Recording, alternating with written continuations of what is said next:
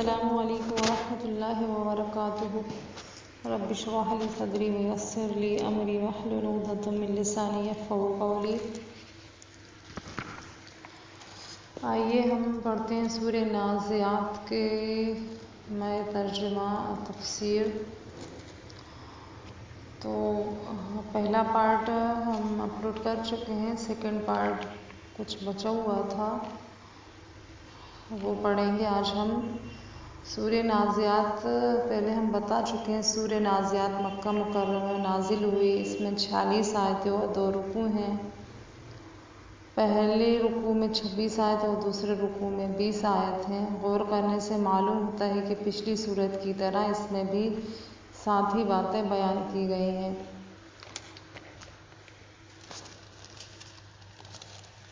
بسم اللہ الرحمن الرحیم۔ رفع سمکہا فسواہا، اس کی بلندی اور اونچی کی، پھر اسے ٹھیک ٹھیک کر دیا۔ وَأَغْطَشَ لَيْلَهَا وَأَخْرَجَ ضُحَاهَا، اس کی رات کو تاریک بنایا اور اس کے دن کو نکالا۔ وَالْأَرْضَ بَعْدَ ذَلِكَ دَحَاهَا، اور اس کے بعد زمین کو ہموار بچھا دیا۔ اخرج منہا ماءہا ومرعاہا، اس میں سے پانی اور چارہ نکالا۔ والجبال ارساہا، اور پہاڑوں کو مضبوط گاڑ دیا۔ متاعا لکم ولانعامکم، یہ سب تمہارے اور تمہارے جانوروں کے فائدے کے لیے ہے۔ فَإِذَا جَاءَتِ الطَّامَّةُ الْكُبْرىٰ، پس جب وہ بڑی آفت قیامت آ جائے گی۔ یوم یتذکر الانسان ما سعی، جس دن کہ انسان اپنے کیے ہوئے کاموں کو یاد کرے گا۔ وبرزت الجحیم لمن یریٰ، اور ہر دیکھنے والے کے سامنے جہنم ظاہر کی جائے گی۔ فاما من طغیٰ، تو جس شخص نے سرکشی کی ہوگی۔ وآثر الحیات الدنیا، اور دنیاوی زندگی کو ترجیح دی ہوگی۔ فإن الجحیم ہی المأویٰ، اس کا ٹھکانہ جہنم ہی ہے۔ وأما من خاف مقام ربہ ونہی النفس عن الہویٰ، ہاں جو شخص اپنے رب کے سامنے کھڑے ہونے سے ڈرتا رہا ہوگا اور اپنے نفس کو خواہش سے روکا ہوگا۔ فإن الجنۃ ہی المأویٰ، تو اس کا ٹھکانہ جنت ہی ہے۔ یسألونک عن الساعۃ ایان مرساہا، لوگ آپ سے قیامت کے واقع ہونے کا وقت دریافت کرتے ہیں۔ فیما انت من ذکراہا، آپ کو اس کے بیان کرنے سے کیا تعلق۔ الی ربک منتہاہا، اس کے علم کی انتہا تو اللہ کی جانب ہے۔ انما انت منذر من یخشاہا، آپ تو صرف اس سے ڈرتے رہنے والوں کو آگاہ کرنے والے ہیں۔ کأنہم یوم یرونہا لم یلبثوا الا عشیۃ او ضحاہا، جس روز یہ اسے دیکھ لیں گے تو اسے ایسا معلوم ہوگا کہ صرف دن کا آخری حصہ یا اول حصہ دنیا میں رہے ہی۔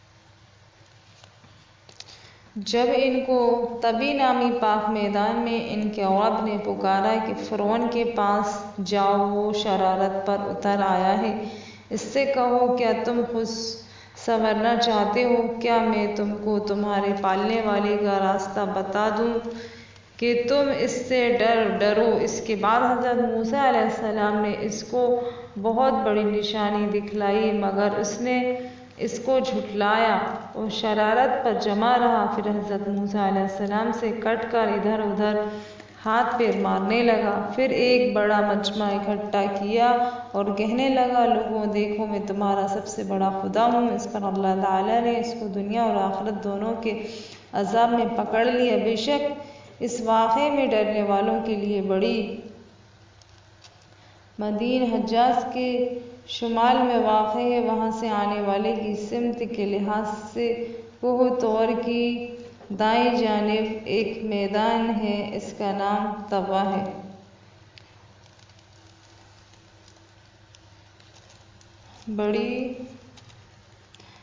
اس واقعے میں ڈرنے والوں کے لیے بڑی عبرت ہے۔ کتنا مختصر سا انداز ہے کہ بس نگاہوں کے سامنے ایک نقشہ آ جاتا ہے۔ اس کے ایک جملے نے ان قیامت کا انکار کرنے والوں کو ہلا کر رکھ دیا۔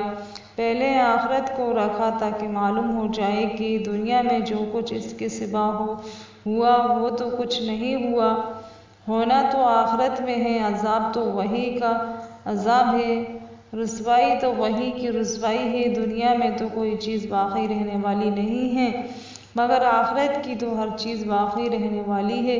فرعون کون تھا؟ ایک بادشاہ، لاکھوں انسانوں کا آقا، ایک خاندانی تاج والا۔ اس کا یہ حشر ہوا اور ہوگا۔ پھر یہ مکہ کے کافر کس گنتی میں ہیں کہ یہ کس منہ سے اللہ پاک کے اعلان کو جھٹلاتے پھرتے ہیں۔ انہیں اپنا انجام فرعون کے قصے میں صاف نظر آ رہا ہوگا۔ فرعون ختم ہوگا مگر عبرت کا بہت سامان اپنے پیچھے چھوڑ گیا، مگر اس کے لیے جو اپنے مالک سے، اپنے پالنے والے سے ڈرتا ہو، اور جو ڈرتا ہی نہ ہو، اس کی آنکھوں پر تو پردے پڑے ہوں گے، اسے تو اسی وقت ہوش آئے گا جب اللہ پاک پکڑ لیں گے۔ اب ان کافروں کو سوچنا چاہیے کہ یہ کدھر جا رہے ہیں اور ان کا انجام کیا ہونا ہے۔ اب ایک دوسری طرف رخ ہوتا ہے۔ ان کافروں کو اپنی طاقت پر بڑا ہی غرور ہے، سمجھتے ہیں کہ بھلا ہم سے زیادہ کون بڑا ہو سکتا ہے، ہم یہ کر سکتے ہیں، ہم وہ کر سکتے ہیں۔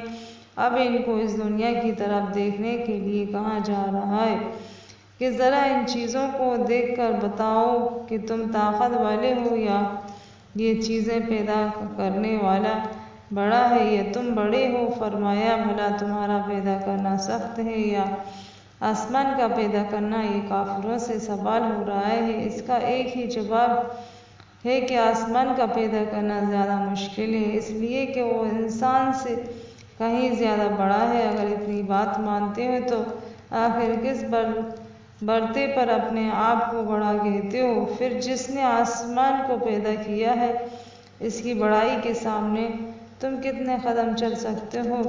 یہ تو سوال کا ایک رخ اور اس کا جواب ہے۔ دوسرا رخ اور دوسرا جواب یہ ہے کہ تم اس بات کو بہت مشکل سمجھتے ہو کہ دوبارہ زندہ کیے جاؤ، حالانکہ وہ تو ایسا پیدا کرنے والا ہے کہ جس نے آسمان جیسی چیز کو بنا ڈالا جو تم سے لاکھوں درجے بڑا ہے۔ تمہارے دوبارہ زندہ کرنے کا معاملہ تو بس اتنا ہی تو ہے کہ جس طرح ایک بار پیدا کیا ہے اسی طرح دوبارہ بھی زندہ کر دے۔ آسمان کو دیکھتے ہو تو یہ کام کچھ بھی نہیں، ایک بار کیا 1000 بار زندہ کیے جا سکتے ہو۔ اللہ تعالیٰ نے آسمان کو بنایا اور درست بنایا اور اس طرح بنایا کہ اس کی اونچائی کو قائم رکھا، اس کی رات کو اندھیری بنایا، اس کے دن کو روشن بنایا۔ وہی آسمان جو انسان سے کہیں زیادہ بڑا ہے، اس کو اللہ تعالیٰ نے بنایا، اس کو قوت اور پختگی بخشی۔ آسمان کی قوت اور پکا پن کون نہیں جانتا؟ اس کے ستاروں کو دیکھو، نہ بکھرتے ہیں، نہ ٹکراتے ہیں، نہ اپنی حدوں سے باہر جاتے ہیں۔ اس کی اونچائی کو دیکھو، اتنی اونچائی پر کسی چیز کو اس طرح روک دینا کتنا دشوار کام ہے۔ اس کی درستگی کو دیکھو، ایک ہلکی سی نظر بھی بتا دے گی کہ آسمان کتنا درست ہے۔ ایک معمولی سی نظر سے تو اتنا ہی معلوم ہوتا ہے کہ آسمان بڑا ہی ٹھیک بنا ہوا ہے، لیکن اگر ان معلومات سے اس آسمان کو دیکھا جائے جو انسان نے اب تک اس دنیا کے بارے میں جمع کی ہے تو عقل دنگ رہ جاتی ہے۔ کچھ کہتے بن نہیں پڑتا کہ یہ اتنا بڑا آسمان، اس کا اتنا بڑا کاروبار کیسے چل رہا ہے۔ پھر ذرا رات دن کو دیکھو، رات کس طرح کالی ہو جاتی ہے اور دن کس طرح چمکنے لگتا ہے۔ رات کو ڈھانپ دیا، دن کو نکال دیا، یوں نہیں فرمایا کہ دن خود بخود نکل آیا، رات خود بخود ڈھک گئی، تاکہ معلوم ہو جائے یہ دونوں کام کرنے والا بڑا قدرت اور طاقت والا ہے۔ سیاہی پھیلتے روشنی پھیلتے کس نے نہیں دیکھی، رات کس کے سر پر نہیں آتی، دن کہاں نہیں ہوتا، کون سا دل ہے جو اثر نہ لیتا ہو۔ یہ ہو سکتا ہے کہ ہر روز یہ تماشا نظروں کے سامنے ہوتا ہے، اس لیے جذبہ نہیں ہوتا۔ قرآن پاک اسی کی طرف دیکھنے کو کہتا ہے، کیونکہ یہ تو ہر روز نیا تماشا ہے، ہر دن نیا نظارہ ہے، اس کا اثر بھی ہر روز نیا ہونا چاہیے۔ پھر اس دن رات کے پیچھے جو قدرت ہے، اس کی عظمت اور بڑائی کا کیا ٹھکانہ۔ آسمان اس کے کاروبار کو دیکھ چکے، اب تو یقین آیا کون بڑا ہے۔ ٹھہرو ذرا زمین کو بھی دیکھو، فرمایا، اور اس کے بعد زمین کو بچھایا، اس سے اس کا پانی چارہ اگایا اور پہاڑوں کو قائم کیا۔ زمین ایسی بنا دی کہ جس پر چلنا پھرنا آنا جانا آسان ہو گیا، اس قابل ہو گئی کہ کھیتی اور پھل اگ سکیں۔ پانی نکال دیا، چاہے چشموں کی شکل میں ہو یا بارش کی صورت میں ہے، دونوں طرح زمین ہی کا پانی ہے۔ اللہ اور چارہ اگا دیا، پہاڑوں کو قائم کر دیا، جس سے زمین کی سطح رک گئی، اتنی گرمی پیدا ہو گئی جو زندگی کے لیے ضروری ہے۔ یہ سب کچھ کس لیے ہے؟ ارشاد فرمایا، تم کو اور تمہارے جانوروں کو فائدہ پہنچانے کے لیے۔ قرآن پاک صاف صاف کہہ رہا ہے کہ یہ سب کچھ انسانوں کے لیے اور ان کے جانوروں کے لیے ہے۔ ایک طرف یہ دکھلانا ہے کہ اللہ پاک انسانوں کے واسطے کیسے کیسے سامان کرتے ہیں، اور دوسری طرف یہ دکھلانا ہے کہ اللہ پاک اس دنیا کے کارخانوں کو کیسے اچھے انداز سے چلا رہے ہیں۔ آسمان کو اتنا اونچا اٹھایا، اس قدر پختہ بنایا، زمین کو اس طرح بچھایا، یہ کوئی اتفاقی بات نہیں ہے، بلکہ اس کا بہت بڑا مقصد تھا، یعنی انسان جیسے زمین پر رہنا بس نہ تھا، اس کے لیے یہ سارا سامان کیا گیا ہے، ہر چیز میں اسی ضرورت کا لحاظ رکھا گیا ہے۔ آسمان سے لے کر زمین تک کتنی چیزیں اس ایک انسان کے لیے ہیں۔ چیزیں تو سب کو نظر آتی ہیں، اس لیے سبھی سے قرآن پاک کہہ رہا ہے، اس میں نہ کسی زمانے کی قید ہے نہ کسی ماحول کی، یہ انسان ہے اور یہ دنیا کیا، یہ دونوں بس یوں نہیں ختم ہو جائیں گے؟ کیا ان کا کوئی انجام نہیں ہے؟ یہ تو کوئی عقل میں آنے والی بات نہیں ہے کہ دنیا اور یہ انسان بس اسی مختصر سی زندگی تک ہے، نہ برائی کا بدلہ ہے نہ بھلائی کا بدلہ۔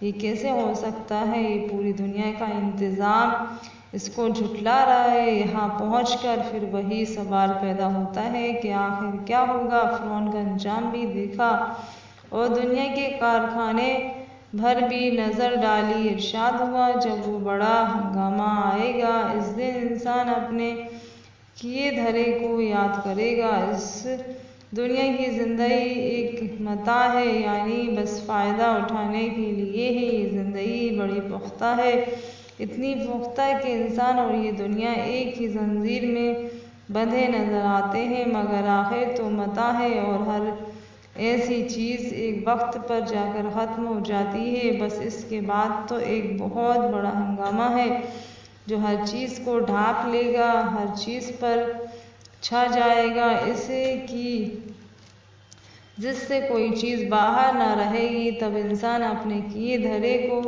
یاد کرے گا، ہر چیز نظروں کے سامنے ہوگی۔ یہ مانا کہ آج کی زندگی کی گرما گرمی نے سب کچھ بھلا رکھا ہے، مگر اس وقت یاد کرنے سے فائدہ کیا ہوگا؟ بس ایک غم، ایک عذاب کا سامنا۔ اس دن کیا ہوگا؟ بہت کچھ ہوگا، مگر ایک بات یاد رکھنے کی ہے، فرمایا، ہر دیکھنے والے کے لیے دوزخ بالکل کھول دی جائے گی۔ جس کے پاس بھی آنکھیں ہیں دوزخ دیکھ لے گا، نہ بھی دیکھنا چاہے تب بھی دیکھنے پر مجبور ہوگا۔ بس یہی وقت ہوگا جب انسان کی راہ الگ ہو جائے گی اور اس دنیا کی زندگی کا سب سے بڑا مقصد بالکل سامنے آ جائے گا۔ ارشاد ہوا، جس نے سرکشی کی اور دنیا کی زندگی کو سب کچھ سمجھ لیا، بے شک جہنم ہی اس کا ٹھکانہ ہے۔ ابھی فرعون کے تذکرے میں سرکشی کا ذکر تھا۔ اصل بات یہ ہے کہ صرف بادشاہ یا مالدار ہی سرکش نہیں ہوتے، بلکہ جو بھی سچائی اور ہدایت کی حدوں سے گزر جائے وہی سرکش ہے، جو بھی انصاف کو ٹھکرا دے وہی سرکش ہے، جو بھی آخرت کو بھلا دے وہی سرکش ہے، چاہے فرعون ہو یا فقیر، چاہے مرد ہو یا عورت۔ آخرت کے حساب ہی کی فکر ایک ایسی چیز ہے جو انسان کے ضمیر اور ہاتھ دونوں کو روکتی ہے۔ جب اس کی طرف سے غفلت ہوتی ہے، جب ہاتھ پھیر کے ہر چیز خراب ہو جاتی ہے، جب ہر چیز کی قیمت گر جاتی ہے، جب عقل اور زندگی دونوں غلط راہ پر ہو لیتے ہیں تو انسان سرکش، باغی اور برا انسان سمجھا جاتا ہے۔ آج بڑے ہنگامے کا دن ہے۔ دوسری طرف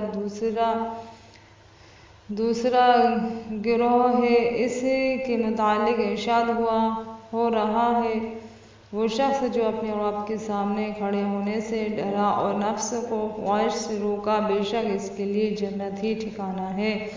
جو اپنے رب کے سامنے آنے سے ڈرتا ہے وہ گناہ نہیں کرتا، اور اگر انسانی کمزوری کی وجہ سے گناہ ہو جاتا ہے تو یہی سامنے آنے کا ڈر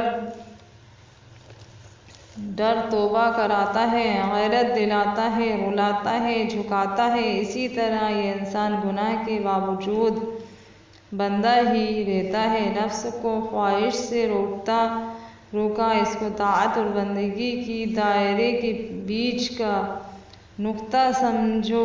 یہ خواہش ہی تو دھکیل کر سرکشی کراتی ہے۔ کوئی اگر جاہل ہو تو اس کا علاج بڑی آسانی سے ہو جاتا ہے، مگر یہ جان بوجھ کر خواہش کا معاملہ بڑا ٹیڑھا ہے۔ اس کے علاج کے لیے بڑی تدبیر اور کافی وقت درکار ہوتا ہے۔ جب خواہش کے جھٹکوں پر جھٹکے لگتے ہیں تو اللہ کا خوف انہیں روکتا ہے۔ خوف خدا کے سوا اور کوئی چیز خواہش کا مقابلہ نہیں کر سکتی۔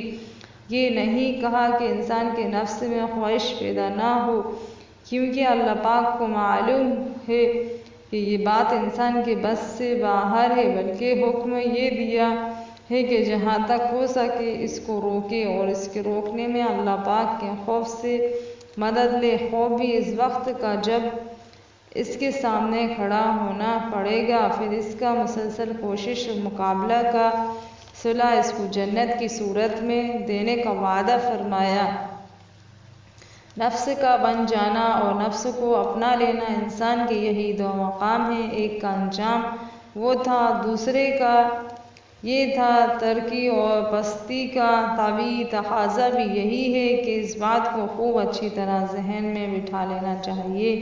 یہاں تک زندگی کے کاموں کا، اس کے سامان کا، اس کے انجام کا خوب کھلا تذکرہ ہو چکا۔ اب پھر کافروں کے سوال کی طرف توجہ دی جا رہی ہے۔ ارشاد ہوتا ہے کہ کافر تم سے قیامت کے بارے میں پوچھتے ہیں کہ وہ کب آئے گی۔ کافر جب حضور صلی اللہ علیہ وسلم سے قیامت کا حال سنتے، اس کے حالات ہولنا کیا حساب بدلا، یہ سب باتیں کانوں میں پڑیں تو کچھ پریشان ہو کر، کچھ مذاق کے انداز میں، کچھ تکلیف دینے کو پوچھتے کہ آخر وہ کب آئے گی، اس کا وقوع کب ہوگا۔ اس کا ایک ہی جواب ہے، فرمایا اس کے بیان کرنے سے آپ صلی اللہ علیہ وسلم کا کیا تعلق ہے۔ یہ کافر اگر بے تکے سوال کر رہے ہیں تو کرنے دو، اس کا صحیح وقت تو اللہ پاک ہی جانتے ہیں۔ آپ صلی اللہ علیہ وسلم اس کو کیسے بیان کر دیں گے؟ آپ صلی اللہ علیہ وسلم نہ گھبرائے، وہ اس وقت ہے کہ اس کا علم صرف خدا کو ہے اور کسی کو نہیں۔ آپ صلی اللہ علیہ وسلم سے یہ سوال ہی غلط ہے۔ آپ صلی اللہ علیہ وسلم نے ان سے یہ کب کہا کہ میں قیامت کا وقت جانتا ہوں؟ اس کا معاملہ تو آپ صلی اللہ علیہ وسلم کے پروردگار کے ہاتھ میں ہے، وہی اس کا وقت جانتے ہیں، وہی اس کے ہر بات کے مالک ہیں۔ آپ صلی اللہ علیہ وسلم کا کام تو اور ہی ہے، کچھ ہے جو قیامت سے ڈرتا ہے۔ آپ صلی اللہ علیہ وسلم تو اس کو ڈرانے والے ہیں۔ یہی آپ صلی اللہ علیہ وسلم کی ذمہ داری ہے، یہی آپ صلی اللہ علیہ وسلم کے حدود ہے۔ آپ صلی اللہ علیہ وسلم ہر اس آدمی کو آگاہ کر دیں جس کو آگاہی سے فائدہ ہو سکتا ہے، یعنی جس کا دل قیامت کے لیے کام کرتا ہو، جس قیامت کے بارے میں یہ کافر ایسے سوالات کھڑے کر رہے ہیں، وہ انسان دنیا کی زندگی کے لحاظ سے کیسی ہوگی؟ ارشاد ہوا، گویا وہ لوگ جس دن قیامت کو دیکھیں گے یوں سمجھیں گے کہ ہم تو دنیا میں دوپہر تک یا دوپہر سے شام تک ہی ٹھہرے تھے۔ دنیا کی زندگی 50، 60، 70، 80 یا 100 برس بھی قیامت کے دن کے سامنے ذرا سی دیر معلوم ہوگی۔ وہ اتنا بڑا اور اس قدر ڈراؤنا ہوگا کہ اس کے سامنے دنیا کی زندگی، اس کی بڑی سے بڑی عمر، اس کے واقعات کی چیزیں کچھ بھی نہ رہیں گی۔ ایسا معلوم ہوگا کہ سارے کام گھنٹے 2 گھنٹے میں ہو گئے۔ یہ زندگی جس کے لیے آخرت کو بلایا جاتا ہے، جس کے لیے بڑے سے بڑا گندا کام کر گزرتے ہیں، جس میں خواہشوں کی ریلیں انسانوں کو بہائے پھرتے ہیں، یہ زندگی کچھ نہ رہے گی۔ گھڑی بھر کی لوٹ پلٹ معلوم ہوگی۔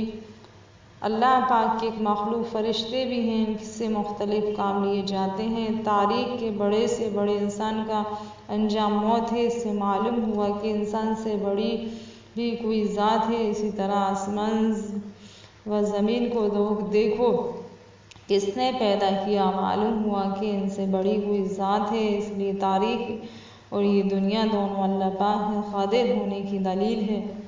وہ سب کچھ کر سکتا ہے۔ اللہ پاک کا اعلان اور وعدہ ہے کہ قیامت آئے گی، کافروں کی بغاوت اس کا کوئی اعتبار نہیں۔ اس دن مومن کو جنت اور کافروں کو دوزخ ملے گی۔ اس دن دنیا کی بے حقی کی سامان آ جائے گی۔ قیامت کا علم صرف اللہ پاک کو ہے کہ کب آئے گی۔